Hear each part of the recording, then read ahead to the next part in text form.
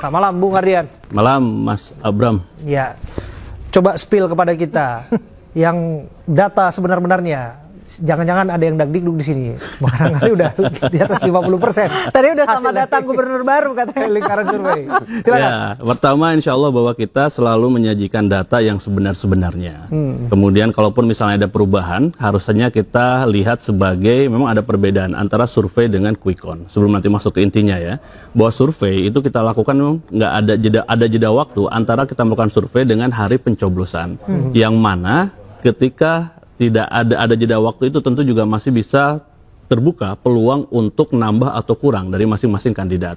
Atau dalam arti sederhananya ada perubahan-perubahan yang mungkin terjadi. Tetapi kalau misalnya quick count itu kan memang kita bukan lagi pertama tidak ada lagi jeda waktu, kemudian yang kedua ini kan berdasarkan fakta. Kalau survei tadi, orang masih memungkinkan untuk bisa bersembunyi jawabannya. Dia berkata misalnya tidak tahu tidak jawab, atau dia merahasiakan, atau dia juga menjawab katakanlah tidak benar, meskipun kita coba kejar untuk hal yang seperti itu ya. Tetapi bahwa survei itu persepsi. Tapi kalau misalnya quick count itu adalah fakta. Sehingga sejauh ini kita melakukan survei insya Allah udah 1000-an kali mungkin ya. Karena kita berdiri dari 2004. Dan Alhamdulillah hasilnya sampai sejauh ini tidak ada yang melebihi 1%. Plus minus 1%. Barangkali bisa di-highlight kepada kita. Ini kan berkejaran 50% plus 1. Iya. Nah, coba dielaborasi. Plus minus 1%-nya itu ngaruh. Ya, plus minus. Jadi sebenarnya plus minus 1% berarti angka yang tertera nantinya itu bisa naik 1% atau bisa turun 1%. Mengapa ada angka ini? Karena kita menggunakan sampel. Jadi sampel seringkali orang lihat sebagai ya kalau misalnya sensus tentu nggak ada sampelnya. Dalam artian bahwa nggak ada margin of error-nya. Tapi karena kita menggunakan sampel, tentu ini ada margin of error-nya, yang mana di quick count kita itu kita pakai plus minus 1%. Dari mana angka ini? Orang seringkali bilang, apakah dengan hanya, kita kan pakai 350 TPS ya, apakah dengan 350 TPS bisa menggambarkan yang ada seluruh TPS yang ada di DKI Jakarta? Kita yakinkan bisa. Dari mana buktinya? Di Pilpres kemarin, kita pakai 2000 TPS. Di antara 800.000 TPS yang ada tersebar di seluruh Indonesia.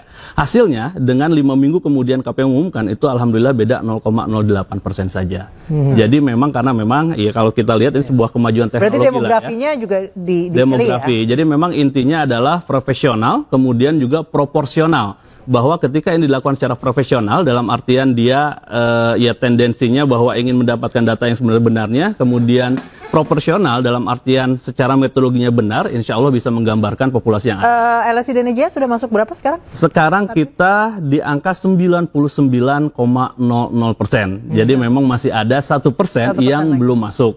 Kita tahu bahwa ini biasanya ada yang seringkali misalnya ada penghitungan ulang misalnya ya di TPS tersebut, atau misalnya ada kericuhan misalnya kan. Kemudian ada bisa jadi bencana misalnya kan banjir atau sebagainya, sehingga memang belum nyampe 100%. Tapi meyakini bahwa mungkin malam ini jago nanti 100%, dan data 99% sekarang ini memang ada yang paling unggul, ini Mas Pram dan Bang Dul ya, di angka 49,95%. Ada selisih 0,05% untuk dia bisa menyelesaikan pilkada ini dalam satu putaran. Karena pilkada DKI Jakarta ini mempunyai kekhususan ya, bahwa dia harus 50 plus 1 suara sebenarnya. Jadi ketika 50,005 pun dia bisa memenangkan satu putaran. Tapi kalau misalnya di bawah itu tentu harus ada 2 putaran. Nah, kalau misalnya melihat data ini 49,95% tentu bisa menjadi satu putaran ketika nanti kecenderungannya ke arah yang positif ya. Trennya kemana menurut Anda? Kalau tren memang kita nggak bisa baca trennya, karena memang ini ada plus minus 1%, bahwa angka ini bisa naik 1% atau bisa turun 1%, dan kita nggak bisa baca itu. Bacanya dari mana? Kita tunggu rekapitulasi hasil dari KPUD yang secara real count-nya ya nantinya seperti apa. Mas Ardian, dari 6 wilayah kabupaten kota di Jakarta, siapa yang unggul di mana? Memang ini kita belum bedah, tetapi dari data-data yang ada ini saya melihat bahwa hampir di semua daerah sebenarnya, karena ini perbedaannya juga lumayan ya, sekitar 10% ya. Jadi 10% ini keunggulan ada di Mas Pram dan Bang Dul ya. Tapi itu bisa kita bedah sebenarnya datanya. Tetapi dari data ini sebenarnya bisa kita simpulkan bahwa memang ada tren kenaikan kalau misalnya kita bandingkan dengan survei terdahulunya ya, dari Mas Pram kemudian juga Bang Dul. karena kemarin surveinya masih hampir mirip-mirip dengan Mas Ridwan Kamil, Pak Suswono, di angka sekarang ini dia 39,37%. Jadi kemarin juga di survei kita dia di bawah ini, jadi sebenarnya ada kenaikan yang dua-duanya sama naik, tetapi memang kenaikan dari Mas Pram dan Bang Dul juga agak lebih kencang dibandingkan dengan pasangan Ridho ya. Kemudian yang ketiga Dharma Pongrekun sama Kun Wardana ini di angka 10,68%. Nah itu jadi yang terakhir untuk itu. kita nunggu 1 atau 2 putaran kita memang harus rekapitulasi dari KPUD. Benar-benar berserah. Nunggu sampai 16 Desember. Saya ke Mas Rian. Mas Rian, Ya. sejak awal elektabilitas RK dan Suswono ini paling di atas, namun let's say 3 minggu terakhir, 1 bulan terakhir itu mulai terbalap oleh Pram Rano. Apa hasil evaluasi Anda? Apa yang salah? Ya mungkin lebih tepatnya begini ya Nisya. Ini kan ada faktor atau yang kita sebut efek. Efek, Anies efek, dukungan. Ahok efek. Nah, ini Anda efek- tidak bisa buat Ahok efek lain. Nah, sesungguhnya kan kita tahu ada dukungan juga yang disampaikan secara terbuka oleh Pak Jokowi. Tapi apakah kemudian ini mengartikan bahwa sesungguhnya dukungan itu tidak berimplikasi tinggi pada raihan suara? Sebenarnya dalam pertarungan politik dimanapun, sebenarnya pertarungan lapangan sebenarnya kuncinya di situ. Bahwa endorsement, dukungan, Ya. pertemuan dengan elit itu tentu bisa to certain extent itu membantu ya. Tapi pada akhirnya memang kerja-kerja lapangan, para kader, pengurus partai, relawan untuk turun ke lapangan, mensosialisasikan dan menjawab pertanyaan-pertanyaan dan skeptisisme dari masyarakat terhadap program-program kita, itu yang sebenarnya menjadi penting sebenarnya. Oke. Nah itu yang menurut Ya. kami secara internal itu yang harus lebih baik lagi, strategi harus lebih jitu lagi nanti di putaran kedua sambil menunggu hasil keputusan dari KPU nanti. Bang Ardian bisa dielaborasi tidak? Ini faktor efek-efek itu tadi antara dukungan-dukungan Mungkin bisa- elit-elit termasuk Mungkin bisa presiden dibandingkan ketujuh. ketika awal survei dengan di akhir survei. Jadi memang terlihat sebelum nanti ke sana itu juga sebenarnya bisa kita lihat dari VTO yang relatif sebenarnya agak rendah ya untuk kali ini ya. Apa itu ya? Jadi VTO itu pemilih yang datang ke TPS atau voter turnout-nya ya. Jadi sekarang ini di angka 53% saja. 53? 53. Artinya apa? 53. Jadi berarti kan ada sebenarnya 47% masyarakat yang nggak datang ke TPS. Yang itu bisa jadi pemilih-pemilih yang memang yang awalnya unggul nggak datang ke TPS akhirnya jadi rendah kan. Nah ini bisa jadi Jadi sebenarnya angka PR-nya. golputnya tinggi ya? Angka golputnya tinggi. Jakarta. Angka golputnya tinggi. Dibandingkan 5 tahun lalu Mas, kalau nggak salah Ya. 70% lebih. Ya. Jadi sekarang itu hanya setengahnya saja yang punya hak pilih dan datang ke TPS. Ini juga menjadi faktor evaluasi di tim kami. Wah, Oke. 53. Sehingga memang dengan faktor ini tentu ya dalam artian merugikan orang yang ketika misalnya di awal unggul survei, Iya. kemudian ketika misalnya nggak datang ke TPS, akhirnya kan juga menjadi kerugian buat dia ya. Oke. Kerugian. Oke. Coba kita libatkan ya. Bu Siti masih bergabung dengan kita? Bu Siti? Ya, Bu Siti, kalau tadi kan kita bicara mengenai endorsan. Iya. Ya, kita kan bicara mengenai endorsan di sini, mengenai dukungan dan sebagainya. Sebelum ke Bu Siti, kami perbaiki jaringan kami ke sana. Bagaimana Anda menjelaskan kepada publik dukungan-dukungan ini berpengaruh terhadap keterpilihan seseorang? Kalau di sini kan kita lihat, ya, satu, oke, ada Pak Anies, ada Pak Ahok, mantan-mantan gubernur lah di sana yang memberikan dukungan. Dan di sisi lain ini kita juga nggak bisa lupa ada elit-elit juga yang memberikan dukungan kepada Ridwan Kamil. Di situ ada Pak Jokowi, Ada mantan-mantan ada- presiden. Oh, luar biasa ya, kalau kita lihat apalagi mesin partai yang begitu banyak. Ya, yang pertama memang yang paling berpengaruh itu adalah figur sebenarnya kan. Tadi disebutkan oleh Mas Ernest memang figur yang paling utama, baru setelah itu yang lain-lain ya. Yang lain-lain Singkat itu kata apa? Anda mau bilang bahwa Anies efek ini betul-betul pengaruh pada Pram Manohara? Kalau saya lihat memang dari sisi Mas Pramnya dulu, karena memang orang pilih itu bukan karena pilihan orang lain dulu, tetapi orang milih karena memang ingin pilih orang ini. Kenapa pingin orang ini? Ya tentu faktornya beragam, mulai dari program-programnya dia, latar belakangnya dia. Tapi kemudian sebenarnya juga Mas Pram unsur belum psikis. dimonetize dengan maksimal. Tuh, tadi diakui popularitinya juga sebenarnya jauh apabila dibandingkan dengan kandidat Ya, lain. tetapi memang endorsement ini akan berlaku ketika memang calon yang didukungnya juga kuat gitu. Karena kalau misalnya dia calon ini didukung nggak kuat, kemudian di endorse ini juga demam semakin mungkin juga nggak menghasilkan hal yang seperti ini sebenarnya. Jadi kalau misalnya tadi catatannya ini belum maksimal, berarti sebenarnya masih bisa dimaksimalkan kembali. Karena memang ada PR, kalau saya lihat ada PR juga di sana ya. Jadi dengan keadaan yang ada sekarang sudah sampai dengan angka ini, tentu kalau misalnya perkuat dengan endorsement lain tentu akan bisa menguatkan kembali. Tetapi memang untuk konteks Jakarta ini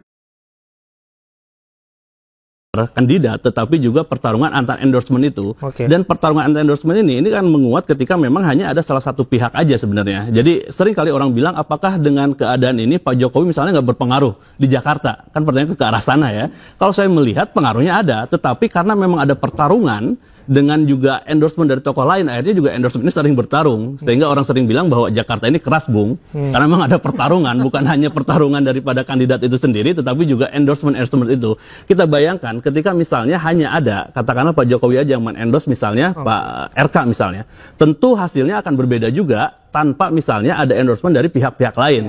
Tapi ketika misalnya di sini ada A, di sini juga munculkan B, di sini C, di sini D. Jadi memang pertarungannya pertarungan yang keras, saya melihat ke arah sana. Keras. Kalau endorsement itu disebut tinggi ya faktornya, jadi wani pironya juga tinggi juga di situ. Wani pironya tinggi, dan memang di Jakarta ini kan secara informasi orang lebih banyak juga mengakses informasi ini, sehingga pengaruh dari endorsement ini akan mudah juga diimbangi dengan endorsement dari pihak lain. Coba kita teliti mengenai tadi bicara politik wani piro di akar rumput, kan bicara mengenai politik uang lain sebagainya. Ya, kita berusaha untuk mengkampanyekan tidak melakukan itu, tapi pada prakteknya realitas politik ya persoalan itu masih terus terjadi. Apakah Jakarta juga menurut Anda faktor itu berpengaruh? Iya, bukan hanya Jakarta, tapi di berbagai daerah yang ada. Kita jangan lupa bahwa sekarang ini kita ada pilgub ini di 37 provinsi yang ada di Indonesia. 545 kabupaten kota. Ya, dan meskipun kampanye itu gencar, bahkan ya di beberapa daerah ini bilang haram, ini nggak boleh dan sebagainya, tapi itu terjadi. Karena memang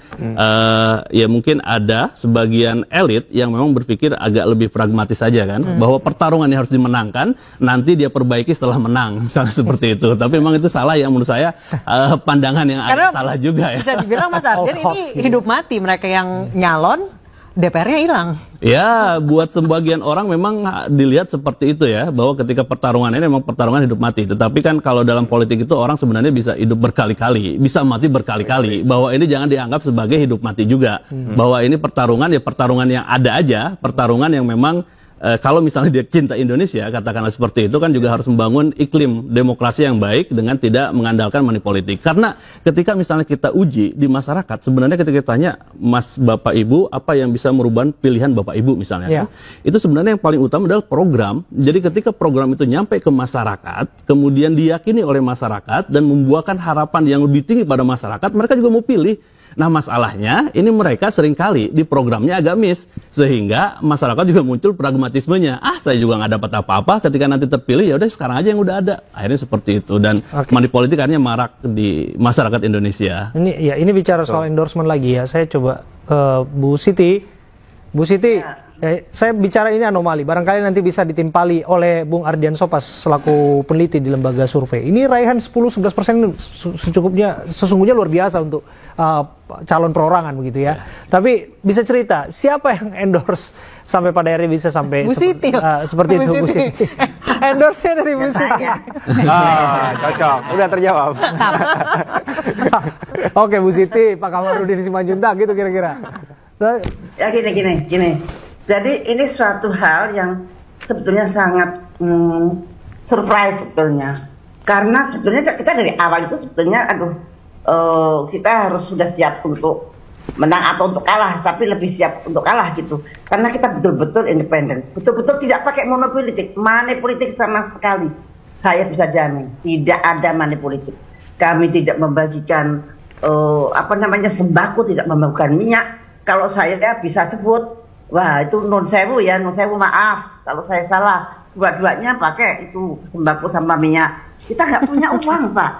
Kita nggak punya uang. Kita tidak ada konsultan politik. Tidak punya kedekatan dengan surveyor yang hebat-hebat itu. Kita betul-betul pakai program. Kita betul-betul pakai pemikiran. Dan itu banyak pemikiran-pemikiran yang sangat genuine.